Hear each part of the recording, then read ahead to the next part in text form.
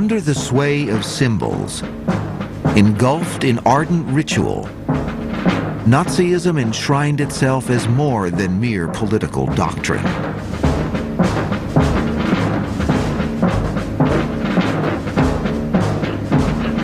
The reign of the swastika was rooted in occultism, a belief in magical forces that could unlock the secrets of the universe.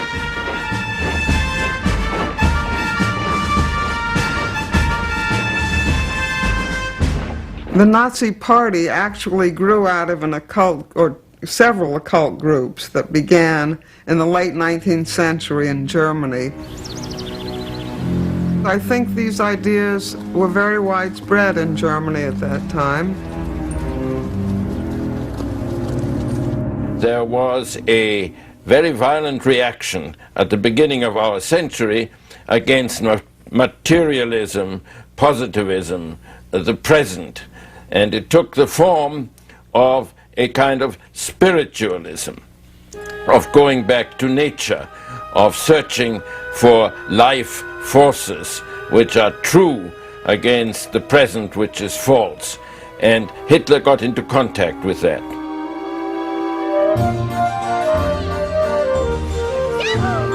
This was the world into which Adolf Hitler was born on April 20th, 1889. Not in Germany, but in neighboring Austria-Hungary, an empire of many races and languages. Hitler's family was German-speaking, and it was to Germany that Hitler developed a passionate attachment and allegiance.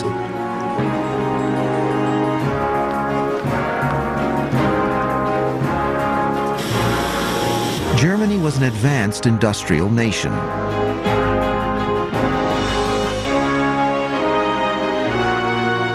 But Hitler was entranced by an idealized Germany of a faraway mythical past.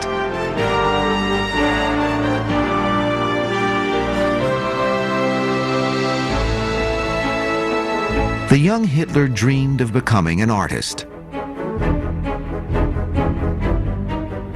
In October of 1907, he moved to Vienna to attend the prestigious Academy of Fine Arts, but he failed the entrance exams. Surviving on a small inheritance and the sale of watercolors he painted, Hitler drifted until he discovered a bizarre series of pamphlets titled Ostara. The Ostara pamphlets promoted an occult worldview based on a grotesque racial struggle begun in a remote past.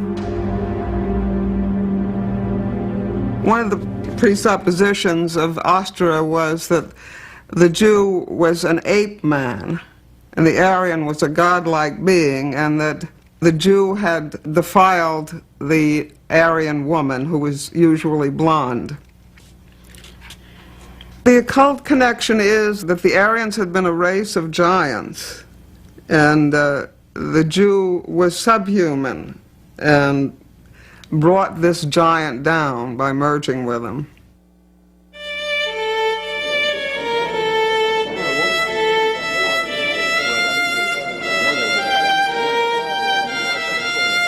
Prejudice against Jews was common in Europe. But it was this occult form of anti-Semitism that Hitler would embrace and nurture for the rest of his life.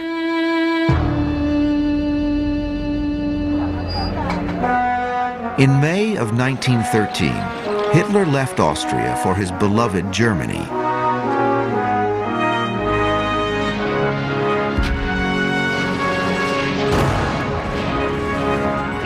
When World War I broke out a year and a half later, Hitler eagerly enlisted. Now he could be a German hero. He would later claim that during this war, he discovered he was being personally protected by Providence. He told the story of a miraculous survival. I was in a trench with several comrades. Suddenly, a voice seemed to be saying to me, "Get up and go over there." It was so clear. and insistent that I obeyed automatically and walked 20 meters along the trench. Hardly had I done so when a flash and a deafening report came from the part of the trench I had just left. A stray shell had burst over the group in which I had been sitting, and every member of it was killed. This was grabbed by the occultists as a good example that Hitler was being guided and led by disembodied voices and supernatural forces.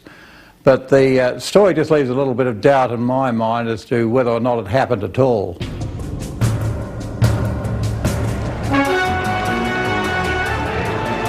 Germany's defeat in 1918 unleashed social upheaval and revolution across the country. The army moved to suppress disorder. Hitler, still a soldier, was sent to observe a meeting of a small radical group soon to become the National Socialist German Workers' Party. The party's name was frequently shortened to what would become a searingly memorable word: Nazi. He didn't set out with the intention of finding something to belong to. In fact, it was a bit strange that he joined the party at all. And I want to mention that he'd probably attribute the action of Providence to that too. Hitler quickly rose to prominence in the party, and by 1921 had become its leader, its Führer. Acutely aware of the nearly magical power of symbols, Hitler focused on creating a mesmerizing party emblem. His main aim was to get something, as he said, something which had as much impact, if not more impact, than the hammer and sickle. The swastika is an ancient symbol of good fortune, adopted by German nationalist groups well before the Nazis. But it was Hitler who gave the swastika the characteristic design that would make it an emblem of undying evil. I, myself, laid down a final form. A flag with a red background, a white disc, and a black swastika in the middle. Adolf Hitler, Mein Kampf, 1925. It's likely that the Nazis felt that the swastika, being a symbol of the sun, the swastika itself invested them with tremendous power. Not all experts agree about Hitler's belief in the nature of that power.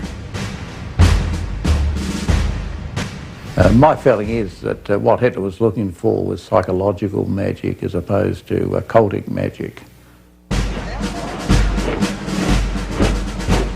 The Nazi Party was moving towards its first great crisis, from which Hitler and the swastika would emerge with lethally charged power.